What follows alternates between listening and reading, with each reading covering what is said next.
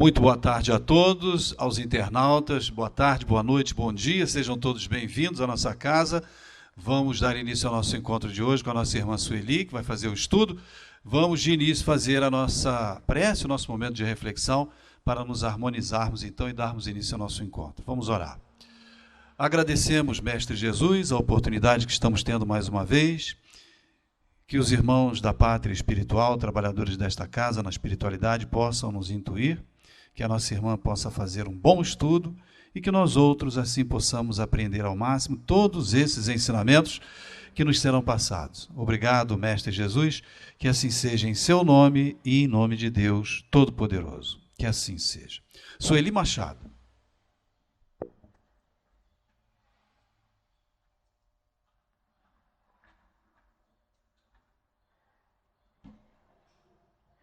Novamente, com a graça de Deus, aqui estamos, felizes, contentes por estarmos na nossa rotina, né? Tem gente que não gosta de rotina, não, eu adoro. Gosto muito, até porque tá tudo certo, né? Tá tudo caminhando como deve caminhar quando a gente está na nossa rotina, porque nem sempre sair da rotina é uma boa, né? Então, que bom que estamos aqui para dar continuidade ao estudo das nossas escolhas, né? Nós fizemos aqui ao reencarnar. Tratamos da questão, o que orienta, né, o espírito na escolha das provas, e continua essa orientação aí dos espíritos sobre esse tema, com essa 266, perguntando o seguinte aos espíritos Kardec. Não parece natural que os espíritos escolham as provas menos penosas? Porque realmente a gente aqui na Terra, quando a gente fala para um espírita, para quem não é espírita e não é reencarnacionista, a gente nem pode falar nessas coisas, porque querem internar a gente, né? Mesmo para quem é espírita, ainda resta aquela dúvida assim, mas isso não pode ser dessa maneira, não é possível que eu tenha escolhido essas coisas para mim. Então, Kardec, baseado, né, nessas ideias todas, inclusive, porque a gente também faz essas perguntas às vezes, que a gente não lembra, né? Então, olha só. Não parece natural que os espíritos escolham as provas menos penosas? Então, por que eu ia escolher umas coisas horríveis para mim, né? Olha o que eles respondem. Para vós, sim. Para o espírito, não. Quando ele está liberto da matéria, cessa a ilusão. E a sua maneira de pensar é diferente.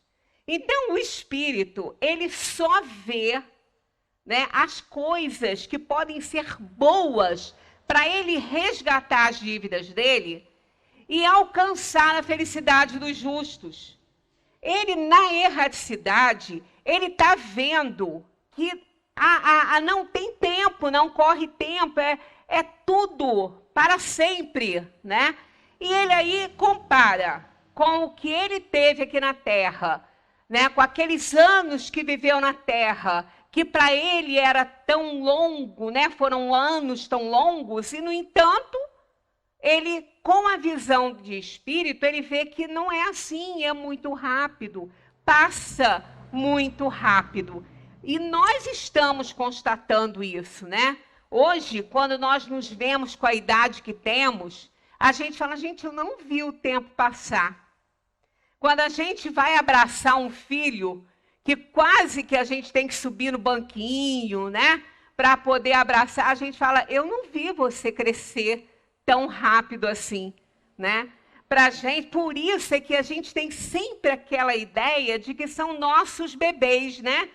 Nossos filhotinhos de 2 metros de altura, né? Eu subo no banquinho para poder dar um beijo no meu, né? Então, nos meus, tem 2. Então eu fico pensando, gente, como é rápido, né? Como passa rápido. Aí aquele poema de Mário Quintana, você acorda dali a pouco, são 6 horas da tarde. e o dia foi e você não viu, né? Então, a nossa vida passa e a gente não vê. Aí o espírito, na erraticidade, entre uma encarnação e outra, vendo a felicidade dos justos, após todo aquele processo que a gente já falou, de perturbação da alma, ainda tão imantada ao corpo, a vida que teve, não é? Dependendo só dele, essa libertação, dependendo só da sua compreensão, aí quando ele vê para trás, quanta bobagem, quanto erro, quanta briga, quanta coisa, quanta contrariedade, para nada, né? Tudo ninharia, podemos dizer assim. Então ele tem uma visão diferente. Aí ele vê a felicidade dos outros espíritos que já caminharam um pouco mais do que ele deseja isso, ele quer isso. Então, ele faz uma escolha elegante, né? A palavra elegante vem de boa escolha mesmo, né? Escolher bem para plantar. Isso vem lá do plantio, né? A raiz dessa palavra está lá na agronomia, lá no plantar para colher, né? Então, escolher as melhores sementes vem de eleger o que é melhor. Então, o espírito acaba fazendo isso, ele quer fazer escolhas elegantes, melhores escolhas para a vida dele. E as melhores escolhas, ele vai ver que elas não estão na facilidade, elas não estão no jardim florido, né? E nem na porta larga, e sim naquela trilhazinha de pedra, difícil de trilhar, e na porta estreita. Então ele faz essas escolhas para que ele possa, ao desencarnar, depois de dar conta dessas escolhas todas que ele fez, de provações e expiações, para ele encontrar uma felicidade a mais, né, do que encontrou na encarnação que ele acaba de deixar. Então é por isso que os espíritos falam, para vós, sim, para o espírito, não. Quando ele está liberto da matéria, cessa a ilusão e a sua maneira de pensar é diferente. Aí, nós fechamos a nossa reunião semana passada, porque estávamos falando, porque entre as nossas escolhas, né, tem aquelas que são, assim, muito importantes. Todas são, todas. Mas algumas das nossas escolhas, quando a gente mexe nessa, né, assim, nesse plano de viagem e muda algumas coisas ali, pode, claro que pode. Porque foi o próprio livre-arbítrio que nós temos, que nos foi presenteado por Deus quando nos criou simples e ignorantes, né, mas com 100% de potencialidade de aprendizado. Então, foi esse livre-arbítrio, foi essa liberdade de escolha que fez que a gente escolhesse aquele plano de viagem para a Terra. Se foi o livre-arbítrio, se nós escolhemos, ele também vai valer todo o tempo. Ele valeu lá e vai continuar valendo para a gente fazer as modificações que a gente quiser fazer. Agora, não vamos achar que isso vai ficar assim, né? Isso não é uma festa, uma farra aí, não é isso? Fizemos escolhas. As escolhas que foram feitas foram aquelas que nós, junto com a equipe espiritual, e vamos dar uma prova científica disso, dessa equipe espiritual que atua hoje aqui, né? Então, junto com a equipe espiritual, essa escolha, ela foi muito pensada, foi planejada, foi analisada como sendo a melhor, a mais elegante. E se eu fiz assim, eu devo cumpri-la.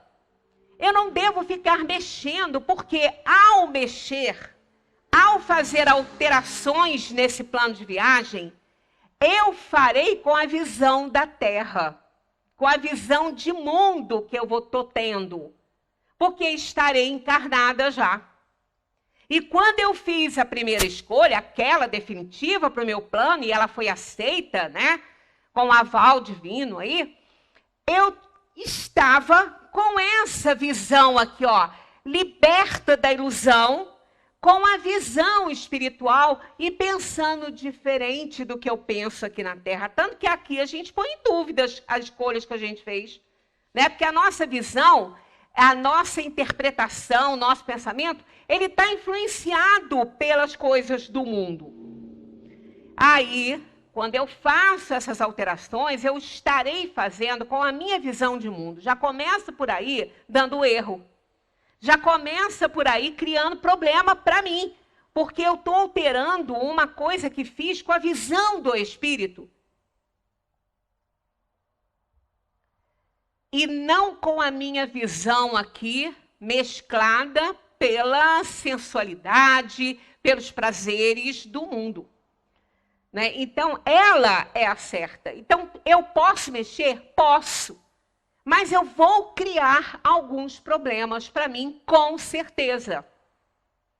Porque essa mexida, como eu falei, eu as farei, as mexidas, ou a mexida, com a minha visão de mundo, né? Aí, buscamos aqui uma frase de Warren Buffett. Olha só. O preço é o que você paga, o valor é o que você leva.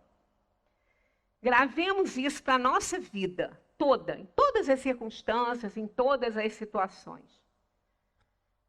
Tudo que a gente faz tem um preço a pagar. Tudo que a gente compra tem um preço a pagar. Tudo que a gente fala tem um preço pelo que nós falamos. Tudo tem um preço. Nada é gratuito, né? Tudo tem um preço. Mas esse preço nem sempre está de acordo com o valor da coisa comprada ou da atitude tomada. Às vezes o preço pode ser pouco, a nossa visão de mundo pode não ser um preço alto, mas pode também não ter valor nenhum. Imaginemos a compra de um objeto aqui na Terra. Tudo bem que as etiquetas ganham muito dinheiro, as grifes ganham muito dinheiro, mas nem sempre, por isso, nem sempre, aquilo que é mais caro é mais valioso, nem sempre. Mas, normalmente, existe uma razão para um objeto custar o dobro do outro. É muita diferença. Uma diferencinha aí menor, né? Pode ser de loja para loja, né? De cidade para cidade, tudo bem. Mas quando é muita diferença, tem uma razão para que isso exista. Né? Às vezes a pessoa fala, eu vou comprar esse aqui que está bem mais barato. Aí não demora muito. Essa mesma pessoa fala assim, o meu barato saiu caro, vou ter que ir lá comprar outro, que não valeu nada.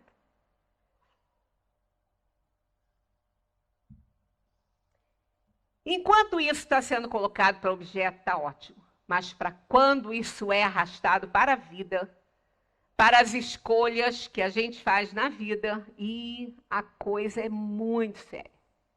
Muito séria mesmo.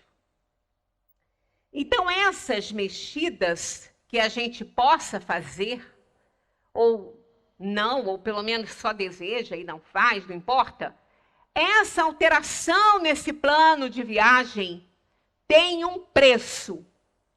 Ele, às vezes, é baixo pela visão do mundo. A gente fala, a gente logo acha, não. E esse preço que eu vou pagar é muito pouco pela liberdade, a libertação que eu vou ter. Aí, altera. Quando vai ver o valor da atitude que tomou, aí fora. Aí fala assim, meu Deus, se eu soubesse que eu ia ficar nessa situação, eu não teria tomado essa atitude. Só por essa frase, a gente vê que a gente não precisava ter tomado.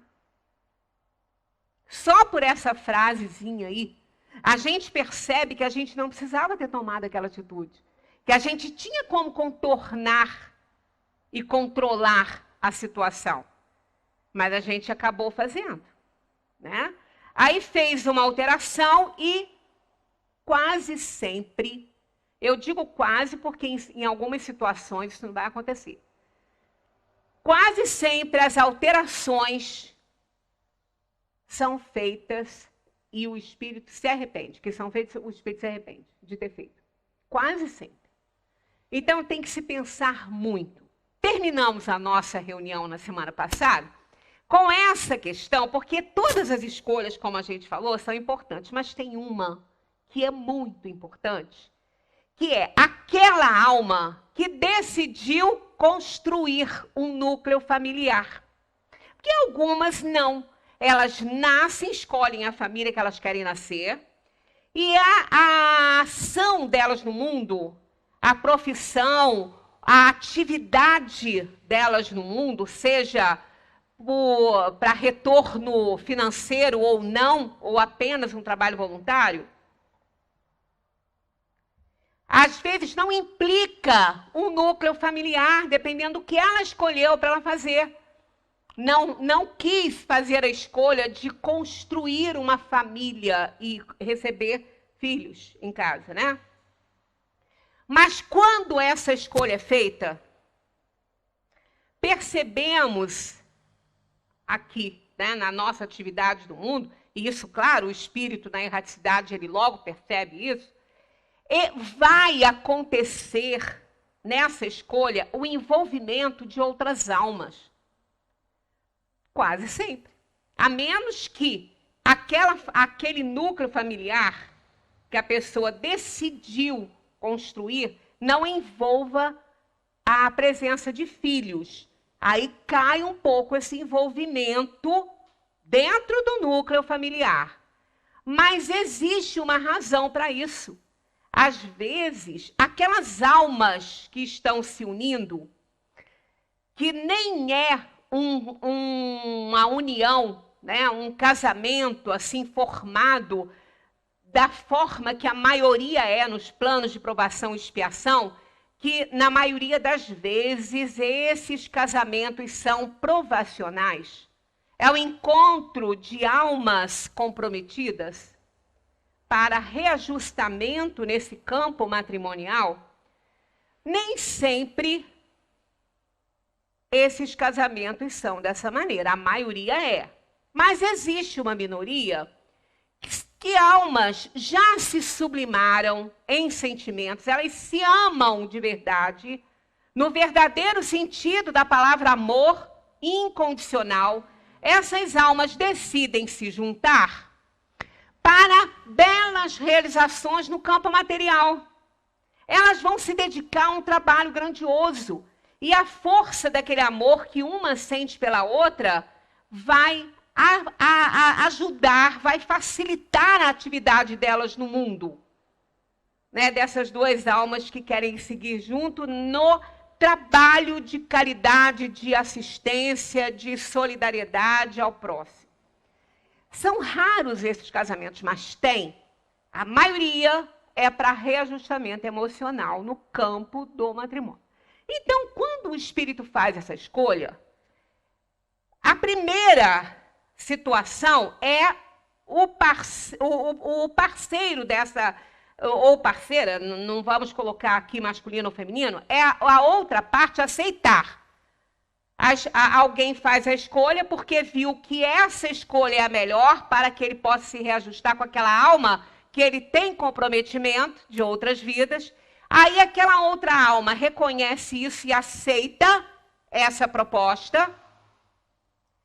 O pedido de casamento não é aqui. É antes. É muito antes. Nem nasceu ainda. Aí aceita com a proposta de fazer toda a sua parte também. Claro, porque ele também está com a visão espiritual. Ele também está com aquela visão de espírito que sabe que ele precisa dar certo para poder evoluir. Então, aceita. Aí entram as outras almas comprometidas também, que formarão esta família aqui na Terra, na condição de filhos. que vão chegar. Nem todos são amigos espirituais, mas também nem todos são inimigos. Há algo para contrabalançar para poder dar certo, senão é difícil. Então, sempre tem umzinho que vem, né, numa família, às vezes, grande, que tenta desarmonizar e o outro que tenta agregar, para poder equilibrar. Senão, também, né, somos espíritos devedores, inferiores, aí a gente não ia ter muita chance, né? Então vejam bem, olha quanta coisa envolvida. Olha quantos planos envolvidos naquele primeiro plano de formar uma família e de querer me reajustar com alguém.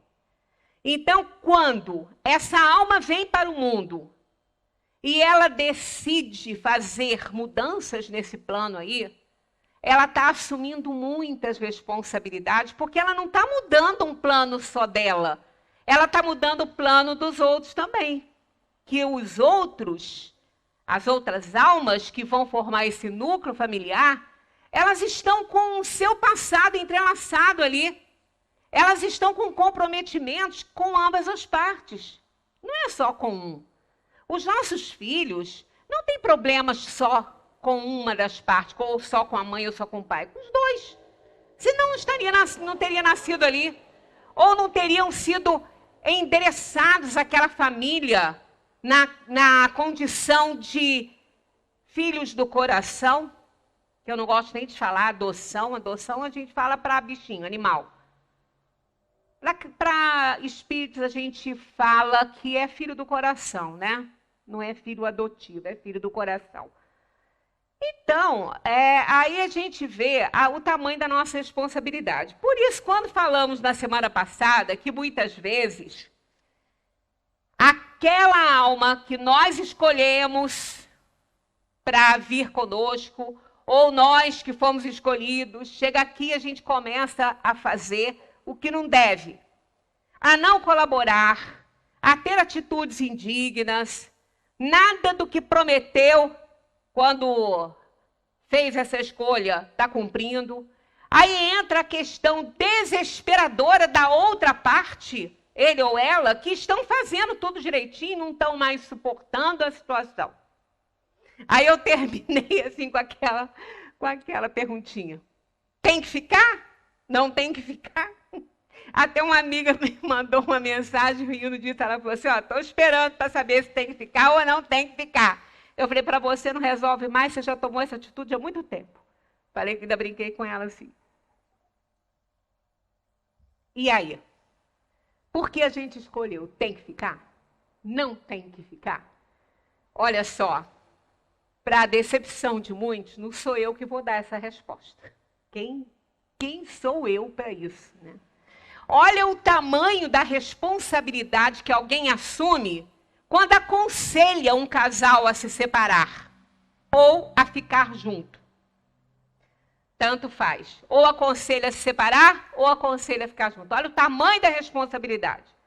Porque muitas vezes, na hora do calor ali, da emoção, das influências do mundo, o que mais a gente quer é um incentivozinho de alguém. Isso mesmo, fulano. Ah, não, muita exploração. Acaba com esse casamento mesmo, acaba com isso. Olha só o que vai acontecer. Tem muita coisa envolvida. Tem filhos envolvidos, tem a outra parte que às vezes não está realmente merecendo aquilo ali. Então, olha o tamanho da responsabilidade que alguém assume dando um conselho desse. Aí, ao outro lado. Ah, não, fulano, você tem que aguentar. Você tem que aguentar. Você não escolheu? Agora você tem que aguentar. Aí, dali a pouco, vai ao enterro daquela pessoa que foi morta pelo parceiro ou parceira. Olha só. Como é que a gente fica? Ah, meu Deus, por que eu fui mandar ela ficar? Ela que sabia da situação, eu não. Olha o peso que eu vou carregar na minha consciência. Então, a gente não pode fazer esse tipo de conselho, dar esse tipo de conselho para ninguém, nem para ficar e nem para não ficar. Tem que ficar? Não, não tem. Você fez uma escolha, foi você que fez. Você pode perfeitamente mexer nela.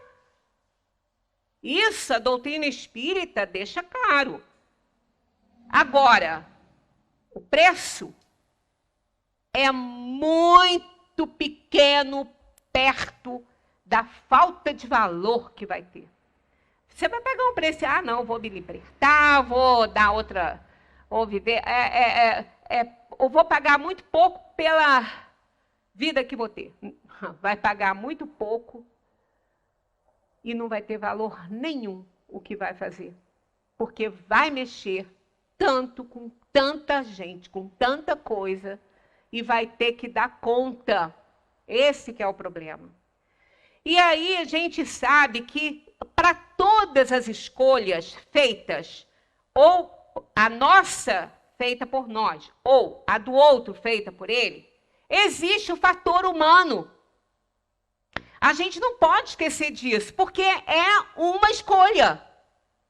E nessa escolha existe o fator humano, os interesses, tudo é o fator humano. E às vezes a alma, ela é tão comprometida que ela depende da ação de outras pessoas, do amor, da aceitação, da aprovação de outras pessoas para que ela possa dar certo. De tão problemática que ela é. Às vezes a gente tem dentro da nossa casa uma alma encarnada ali na condição de filho, que depende da nossa harmonização, do nosso equilíbrio, para que ela possa também se equilibrar, porque ela tem problema. Mas aí não é problema meu. É porque você escolheu quando você reencarnou. Quando a gente faz a escolha lá, antes de reencarnar, a gente tem uma visão real da situação. Porque a gente não tem ilusão. Não temos ilusão mais ali. A gente é colocado para nós essa realidade. Olha, você quer nessa encarnação resgatar com fulano, com a alma ali? É problema, ela é rebelde. Ela vai depender muito do seu equilíbrio para você conseguir alguma coisa. A gente aceita? Então a gente não vem para cá ignorante de nada. Você quer escolher esse parceiro ou essa parceira para dividir sua vida no mundo, para você mais rápido evoluir? Sabe que é uma alma difícil, não sabe? Sabe que é uma alma muito comprometida com a inferioridade, não sabe? Se quer a si mesmo, aí a gente quer. A gente aceita. Chega aqui, a gente diz que não aguenta. Né? É igual aquela pessoa, eu gosto muito de dar esse exemplo, porque como eu já vivenciei isso, eu sei o que é. Tem uma dorzinha, vai ao médico, constata cálculo renal. Aí o médico fala assim, olha, não espera ter crises fortes, porque isso é muito dolorido. Começa a fazer o tratamento, vamos para um exame para ver direitinho a situação, qual é, o que a gente pode fazer enquanto você está bem. Doutor, isso não é nada, deve ser uma poeirinha, vou tomar chá, vai dissolver. Aí eu vou ficar livre. E vai deixando. Aí, quando vem a dor daquela pedra lá, que não vai passar com facilidade, olha, é dor pra caramba, eu já senti, quem sentiu sabe. É uma dor. Eu que não tive dor de parto, porque eu não entrava em trabalho de parto, eu não senti. Compensação, tive essa. Que, segundo as mulheres que entraram em trabalho de parto, dizem que é bem parecida, né? Que é uma dor muito forte, muito forte. Naquela hora ali, você não quer saber se o exame é ruim, se a injeção vai doer, o que vai... Você deixa tudo. Você se entrega lá e fala, doutor, faz o que tiver que fazer. Pode me operar até sem anestesia, mas eu quero me livrar dessa dor. Então, é isso. Quer dizer, o espírito vai deixando, ele vai, enquanto ele pode, ele empurra as coisas. Depois, quando ele vê a situação difícil para ele, ele aceita tudo. Só que muitas vezes ele não tem preparo para isso.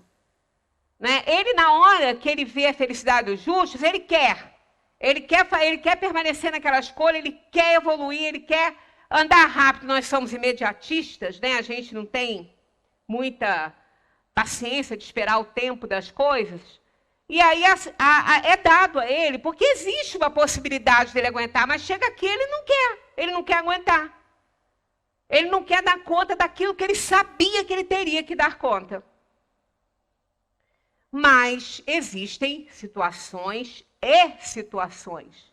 Então, muitas vezes, o valor que a gente compra, pagando aquele preço pequeno, é um valor muito pequeno também, que não vai valer a pena. E o barato vai sair caro. Aqui nós temos uma orientação de Joana de Ângeles, que diz o seguinte: muita gente não gosta de ler os livros de Divaldo, que tem um vocabulário difícil. Tem que botar um dicionário do lado, ou então o Google aberto, para você ficar perguntando, né?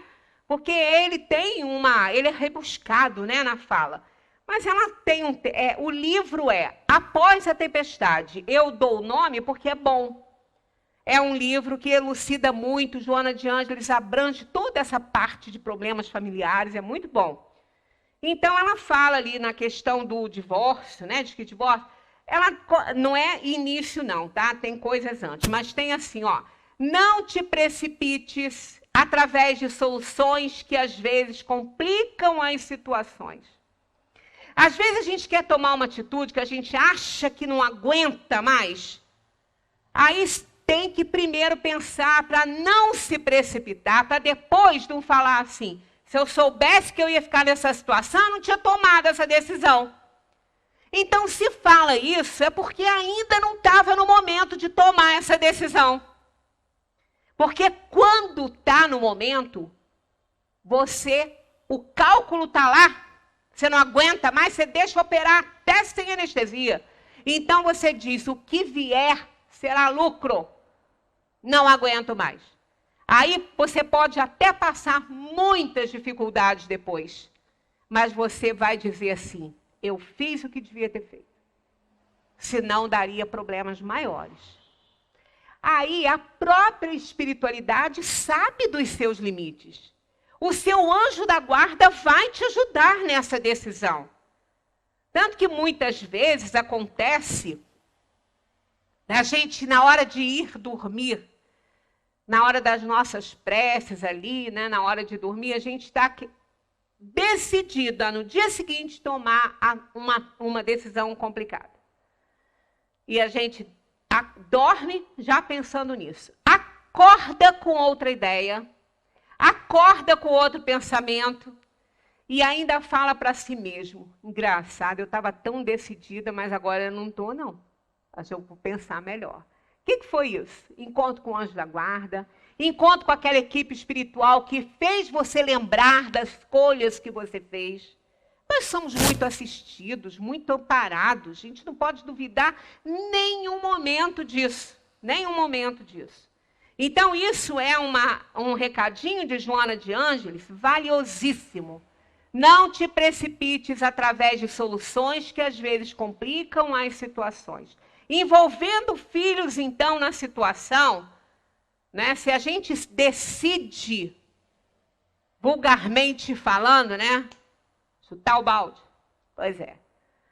Vai chutar o balde de muitas almas, não é só o teu.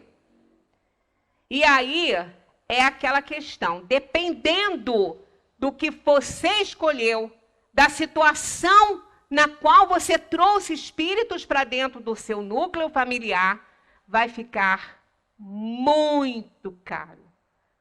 Vai ficar muito caro para você. Sem contar que o fato de nós mexermos e alterarmos as nossas escolhas pelo livre-arbítrio que temos, não vai nos isentar daquele resgate que temos que fazer, de saldar aquela dívida. Como não isenta a ninguém uma dívida, o banco, quando a pessoa chega lá e fala assim para o gerente: não posso pagar esse mês. Não posso, não tenho dinheiro. Gostaria de negociar. Eu não tenho o como pagar. Aí o gerente vai falar assim, bom, fulano, então a gente vai estipular uma taxazinha para você esse mês, mas a gente te ajuda. Ele não isentou a pessoa do pagamento. Ele deu um tempo para ela. Porque ela não tem. Mas ainda assim ela teve que deixar um vínculo lá. Porque não é assim, né? Simplesmente, não posso e fica por isso mesmo. Então, nós nunca vamos nos isentar daquilo que a gente tem que fazer. Do resgate que temos que fazer com aquela pessoa. Ou se ela fizer o resgate dela e a gente não conseguir fazer o nosso, tomando a atitude sozinho, ele não tem mais que me aguentar numa outra encarnação para fazer um resgate que já fez. Eu que não fiz. Então, eu vou nascer numa outra situação que vai me oferecer as mesmas condições para que eu faça o resgate que eu não fiz naquela que eu fiz uma escolha diferente aqui no mundo. Por isso é que a gente não pode se precipitar. Todos os recursos têm que ser assim abordados e feitos e lançados mão para que as coisas sigam o curso que nós traçamos para a nossa vida. Senão nós vamos ter muitos problemas. Ela continua dizendo, dá tempo a que a outra parte desperte, concedendo-lhe em Sancha. Tá vendo? As pessoas não gostam muito de Joana por causa do vocabulário. E quem que ouve isso aqui? Vocês ouvem isso aqui? Eu também não. Oportunidade. Isso aqui é oportunidade, ó. Em Sancha. Para que isso? Por que não põe lá chance? Né? Não. Aí a pessoa até nem gosta de ficar lendo o livro, né? Dá tempo a que a outra parte desperte, concedendo-lhe oportunidade para o reajustamento. De tua parte, permanece no posto. Não sejas tu quem tome a decisão. A humildade e a perseverança conseguem modificar comportamentos. Ó, o que tem aqui? Porém, o que é isso? Uma conjunção adversativa, né? Coordenada adversativa. Toda vez que ela aparece como o mas, porém, contudo, todavia, ela significa o contrário, né? Ela é adversa. Então, numa situação adversa, isso aqui, olha o que ela diz. Não te apegues ao outro até a consumação da desgraça.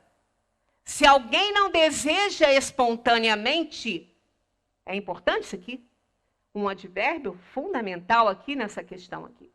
Espontaneamente seguir contigo, não te transformes em algema ou prisão. Então, não está nos obrigando a um calvário na terra. Porque essa escolha que eu fiz também baseada na escolha daquele que constituiria este núcleo comigo.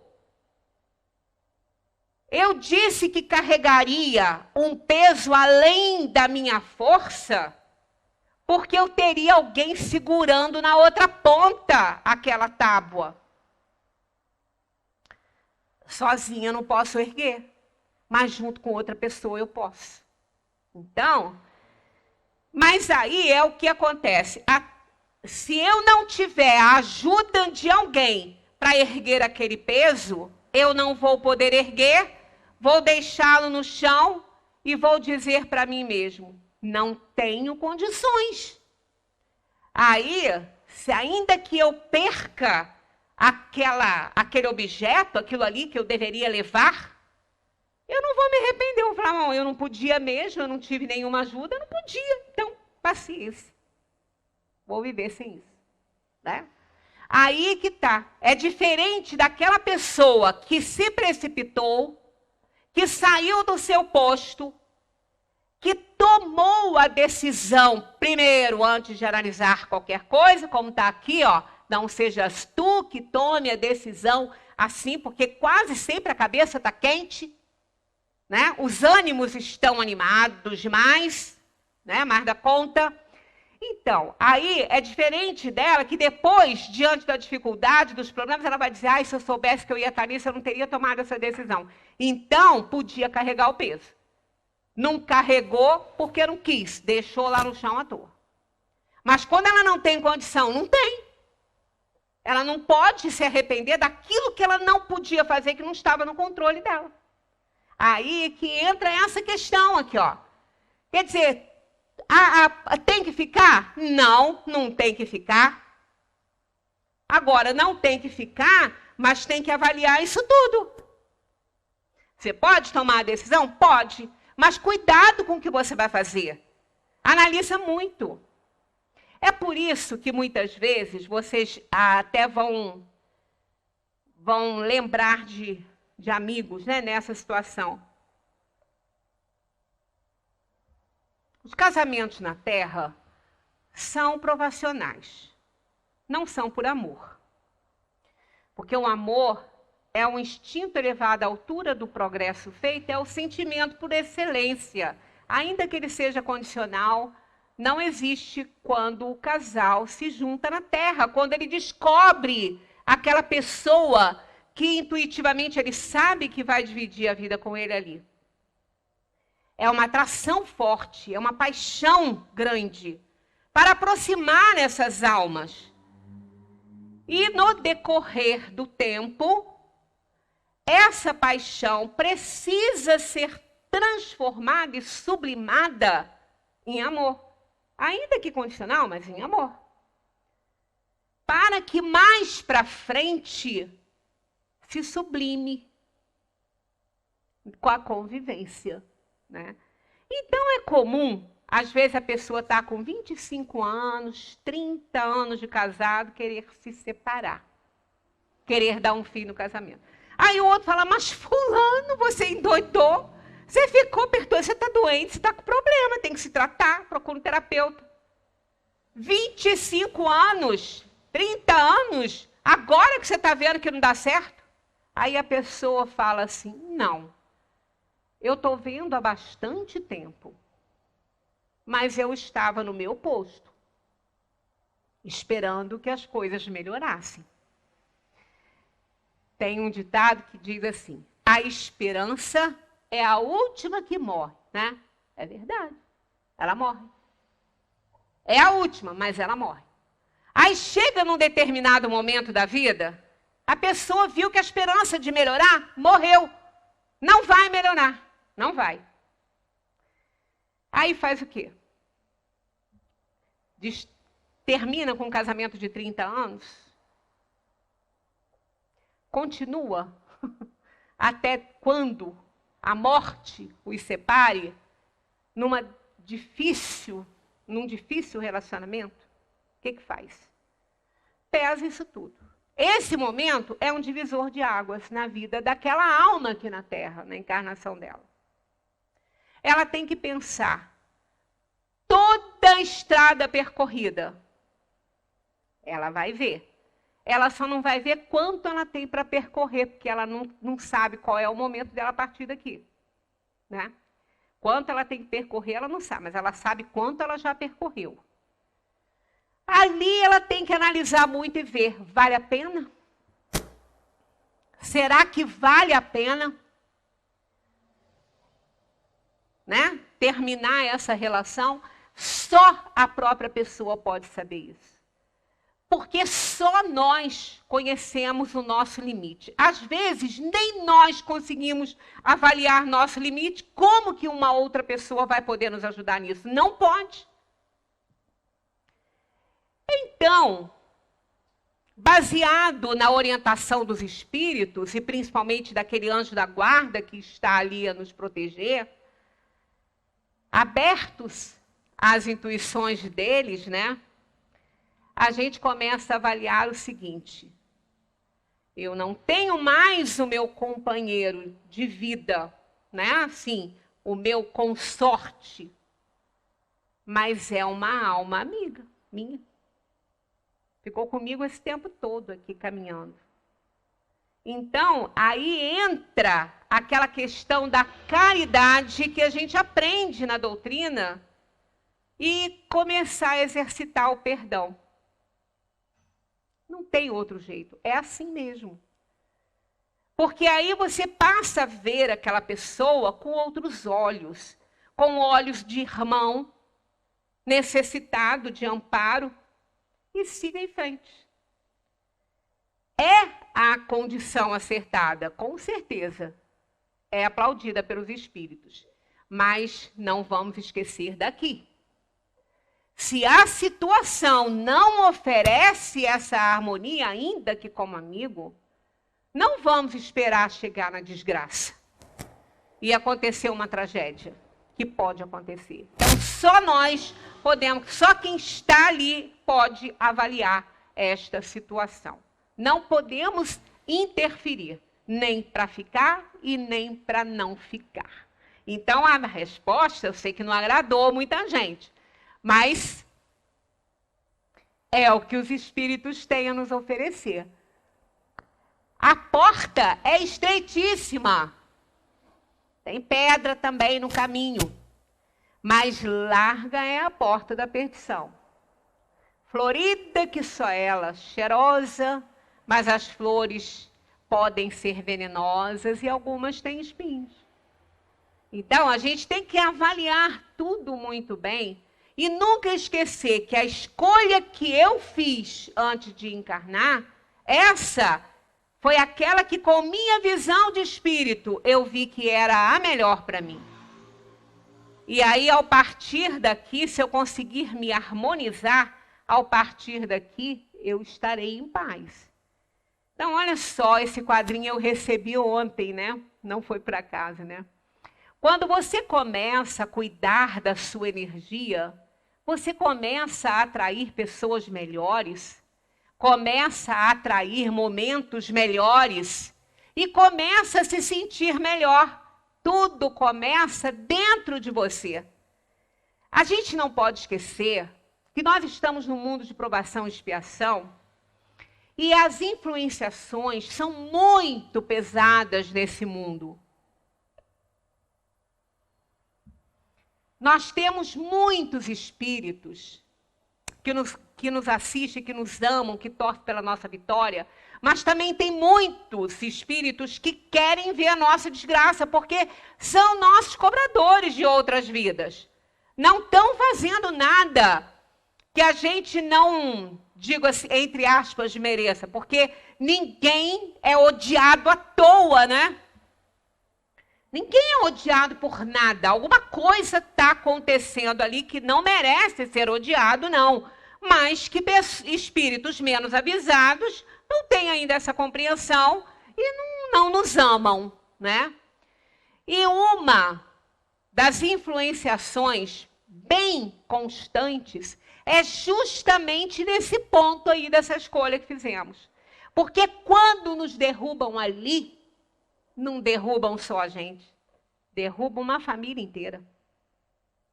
Então, a influência bate muito ali. Aí a gente, antes de tomar qualquer decisão, a gente tem que ter certeza absoluta que nós não estamos sob a influência de espírito inferior para tomar esta ou aquela decisão.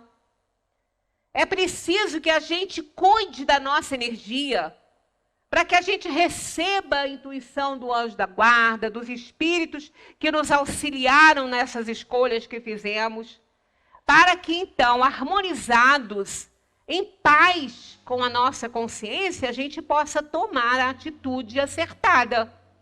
Temos que ter muito cuidado. Vamos fazer na próxima vez que estivermos juntos, talvez, não na terça, mas no domingo, eu não sei ainda qual será, repetir uma palestra sobre influenciação espiritual sutil. A gente nem imagina que está sendo influenciado e está, né? Porque a influência a gente não tem como brecar, né? Como evitar, como não tê-las. As influências dos espíritos são inerentes à nossa natureza, porque somos energia, atraímos outras energias semelhantes. Então, a gente está sempre sob a influência dos espíritos. Agora, a obsessão, aí não. É uma entrega a essa influência que se torna obsessão. Antes de uma influência, a gente pode simplesmente se livrar dela. Quando começar, né, uma influência, pensamentos ruins, a gente coloca logo para correr. Né? Não vamos ficar prestando atenção nisso. Hoje, não vai dar para a gente abordar. Mas a doutora Ellen Van Bach, eu só vou dar uma lidinha para vocês verem do que nós vamos tratar semana que vem.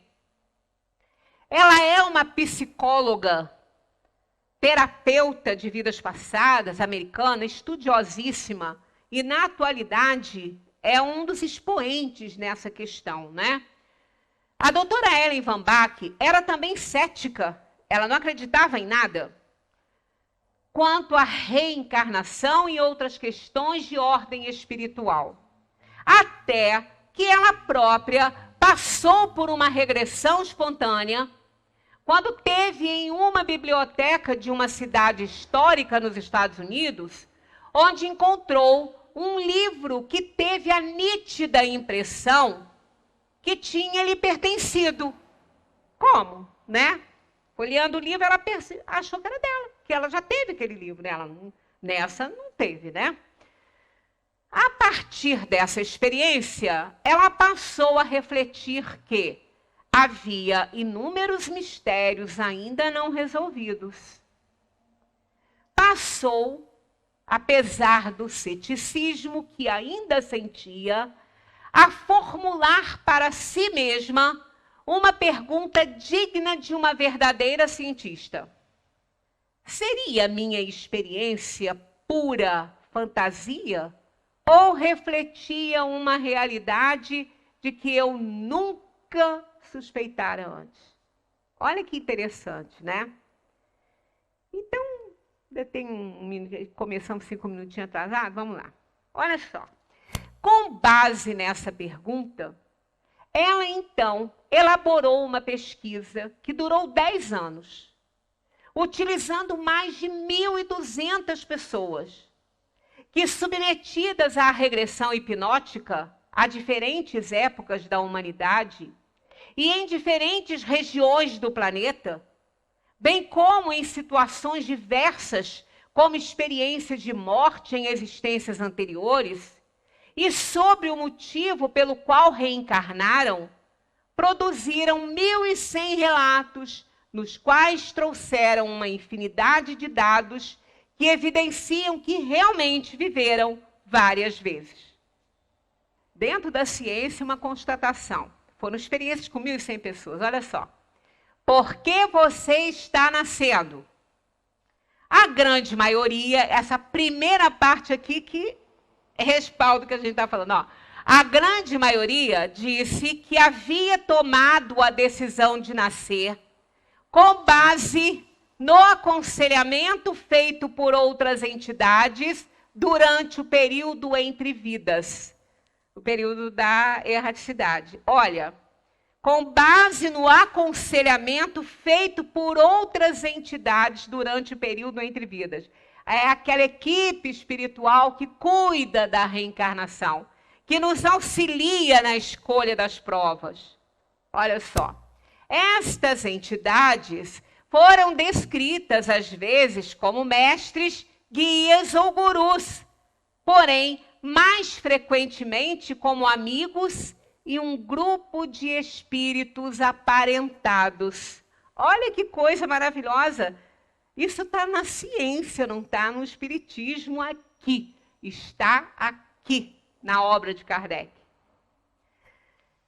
Olha que interessante o que alguns falaram. É um grupo muito grande. Estamos todos trabalhando juntos. Alguns irão experienciar a vida na incorporação física. Cerca de 1/3 de todos nós, enquanto os outros não irão nascer desta vez. Não estão em condições. só para a gente ter mais uma palhinhazinha, olha o último item que eles disseram, ó. Nasci, né? Para que você nasceu? Oferecer amor da maneira mais completa e desprendida possível em qualquer situação em que me encontre. Responde, pode ficar? Não tem que ficar? Você nasceu para quê? Para oferecer amor da maneira mais completa e desprendida possível em qualquer situação em que me encontro. Alguns falaram isso aí. E isso está na ciência. Isso a gente aprende aqui na codificação, mas ela constatou fora da doutrina espírita, em regressões com almas, quando fizeram a escolha de suas provas. Olha que coisa mais interessante isso aí. Nós vamos voltar, tá? Então, hoje não tem perguntinha final. Você já sabe do que se tratará a reunião da semana que vem. Nós vamos analisar esses itens, esse trabalho maravilhoso da doutora Van Bach. E depois, mais à frente, nós vamos ver ainda, né? Se der tempo semana que vem, comentário de Kardec sobre essa questão, né, da orientação dos espíritos na escolha de suas provas. Muita paz para todos. Então, constatando aí como é bom estudar a doutrina espírita, né? Mesmo que ela não nos responda da maneira que nós gostaríamos, porque a nossa visão agora está no mundo, ela nos dá o caminho certo para a gente sair daqui com vitória garantida na encarnação que estamos nesse momento vivenciando. Muita paz para todos.